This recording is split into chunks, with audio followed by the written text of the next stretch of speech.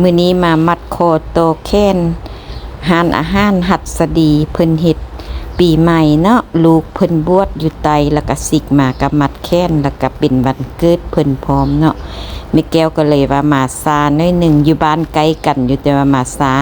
ผู้เฒ่าผู้แก่เพิ่นถามว่าแม่แก้วเจ้าคือมาซาแท้ว่าซั่นโอ้ยบ่มีผู้ได้ปนเข้าไม่เท่าถ้าน้ำพึ่งน่ะเลิกคงเหียนมาถ้าน้ำฟุ้นเลิกเวียกมาจังได้มาว่ะมาก็มาโพส่งผู้เมียนางหนุ่ยกับหัดสดีเนาะมาโพไอกิยูนำทวงเพิ่นว่าโอ้ยจอยละท้องขึ้นลงแท้ว่ะเพิ่นว่าเดี๋ยวนี้สุขภาพแข็งแรงเฮ็ดเวียกเฮ็ดงานหลายกันเลยว่า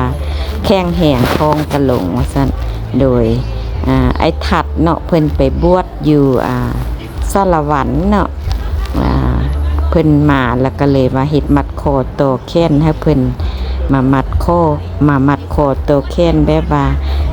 พ่อเพิ่นว่าแม่ป้ามัดแค้นให้ลูกเฮาเด้เพิ่นบวชมาแล้วว่าซั่นแม่แก้วก็เลยว่าให้สวงให้ขายดีเป็นหยังก็ให้สวงให้เศร้าเคาะขิ้นเอ็นหายก็ให้ตกไปอยู่ใต้เพิ่นเด้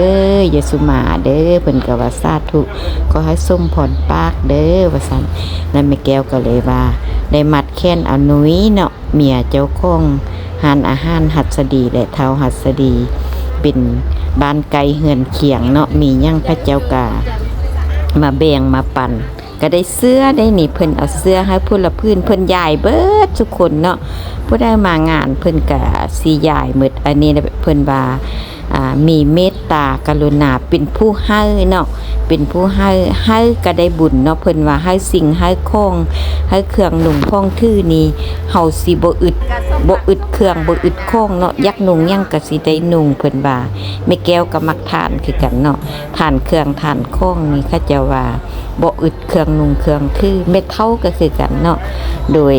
ปีใหม่ฟ้าใหม่ทุกบ้านทุกเฮือนก็ได้สมบัติสมมาผู้ใหญ่เนาะอันนี้เป็นประเพณีลาวที่ว่าได้ได้เฮ็ดกันมาตั้งแต่รุ่นนานแล้วเนาะแม่แก้วก็ได้นุ่งสะโลงให้เพิ่นน้อยหนึ่งเนาะนุ่งเครื่องเพิ่นเอาให้แล้วก็นุ่งให้เจ้าของบ้านดีใจแก้วมณีก็นุ่งเนาะสถานที่ของเพิ่นก็จัดงามเพราะว่าเพิ่นเป็นร้านอาหารเนาะก็เลยว่าจัดงามร้านอาหารเพิ่นนี้สิมีจัดหลายแบบหลายสไตล์เนาะว่าแต่เฮามักแบบได้เพิ่นก็